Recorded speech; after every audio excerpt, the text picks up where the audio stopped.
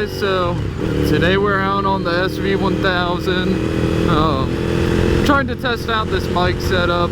Not sure how well you can hear in this video right now, but I just kind of want to go over today what we see common problems on these bikes, what to do to fix them, and problems that I've had. Oh, my helmet's unstrapped. Let me get that real quick.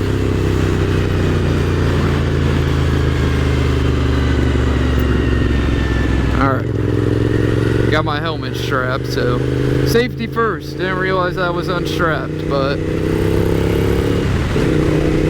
so today, common problems. First off, a couple I've had on this bike. Rear brake master cylinder goes out. You can replace them for cheap. I just got one off Amazon. It was like $13.99. Nothing bad at all. The second biggest thing is, or really the biggest thing, is going to be your flywheel and the clutch chutter. So this bike still has a little bit of clutch chutter. You can probably hear in the videos. It's way more apparent when it's warm, and I already have a brand new V-Strom 1000 clutch basket for it, brand new clutch. So I'm gonna do a review. I got a Caltrick clutch for like, I don't know, I think it's like $50. We're gonna see how that does with some EBC heavy duty springs.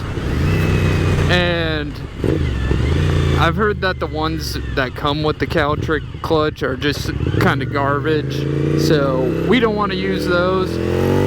And I've had good luck with EBC stuff in the past, so hopefully those two mated together will give a good pairing, because as you're going to see here, I'm going to show you how bad this clutch is currently slipping if we just gas it. So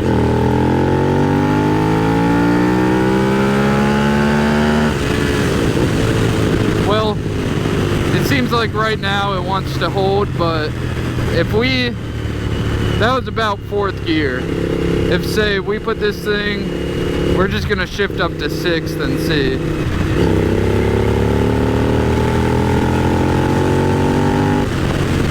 Yeah, right now it's not slipping, but when this thing gets warm, I'll show you on a run up the road, and it's gonna peg all the way up. As soon as we shift down to 1st, 2nd, 3rd, 4th, it'll just stay on red line. So we got to get that changed. I also had to bleed the clutch. The push rod oil seal was also leaking, so we got that replaced. I'm still going through a couple little kinks on the bike, so that's why the gas tank isn't bolted down yet. I've just had it on and off the bike. The other thing, this right here has to be replaced because somebody cut the wire for the horn, and the turn signal to the left doesn't work from the hand. So I already have a new one. We just got to pull the tank off and pull the wiring for that in order to get it all together. I put these new mirrors on just today, and they are way better than the one single little bicycle mirror I had on here before, just to be legal. I had it mounted on my clip-ons, which is not ideal because it's always moving. The flywheel on this bike, I already have a new, the magnets haven't moved. They're still in place. The bike only has 12,909 miles on it. It was crashed, so I got it for a pretty good deal.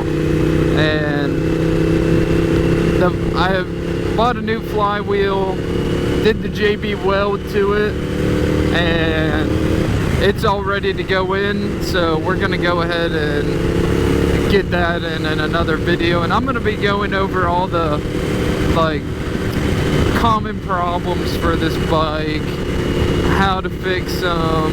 They're pretty much all really easy.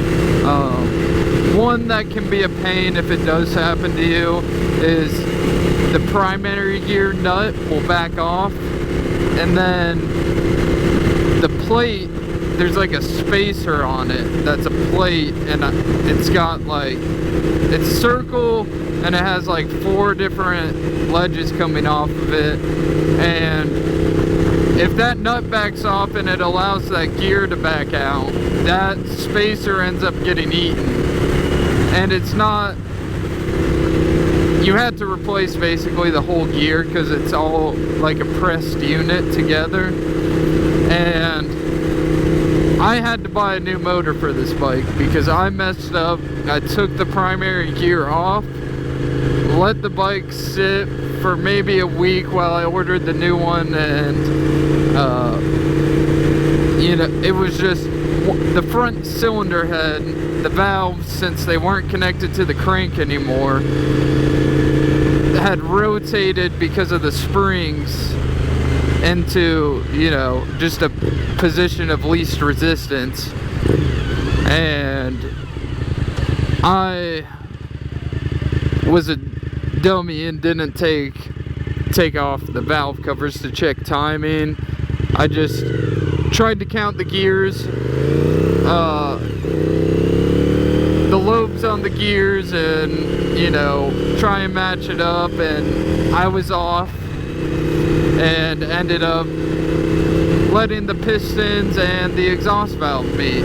So luckily on eBay I was able to pick up a new motor with, it only had 16,000 miles on it, so a little bit over what this bike had on it originally, but I only paid $500 for it, so can't be too mad about that, because just to rebuild that front cylinder would have cost me $800 to $1,000 to do myself.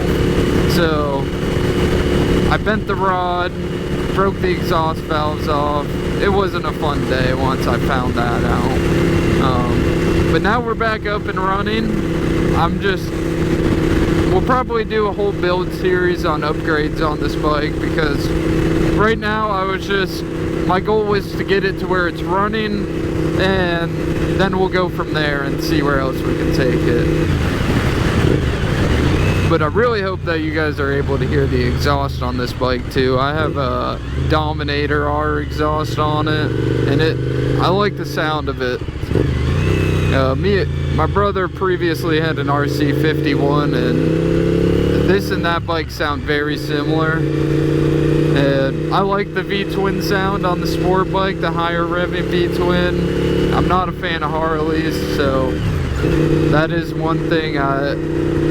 When it's at an idle, it kind of sounds like a Harley, but you can tell once you start going on it that it's not. So that's what I like about it, is that high revving V-twin of the old school AMA superbike world.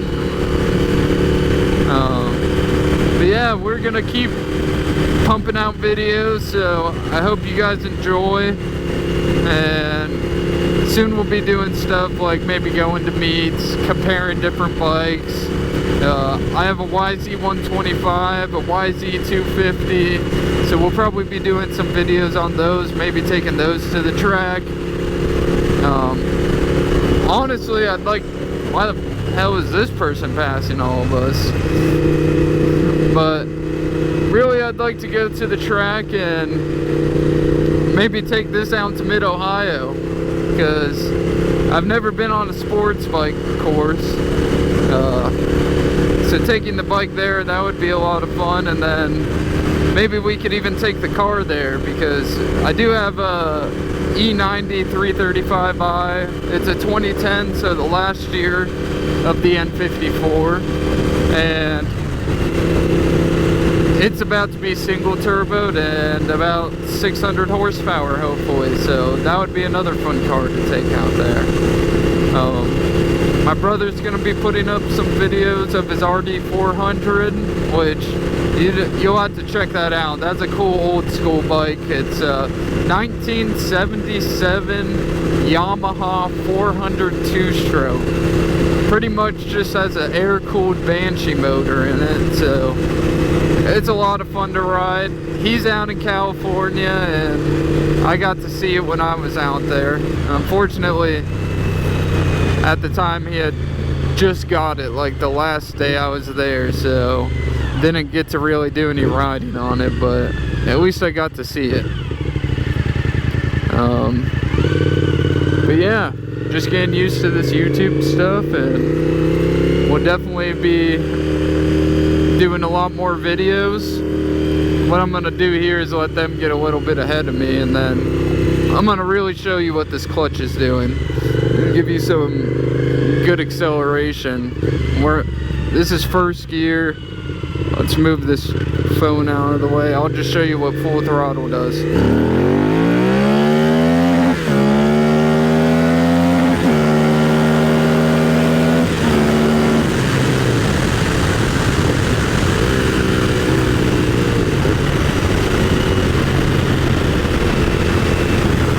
Yeah, so it's a pretty quick bike, but clutch right now actually doesn't seem to be slipping that bad, but make sure there's no sheriff behind me. Yeah, we're gonna get everything taken care of and make this a really nice SV1000, and you know, I hope you guys like the content, and there's plenty more to come. So have a great rest of your day, and ride safe, and subscribe to Dual Bore Media. We'll catch you later.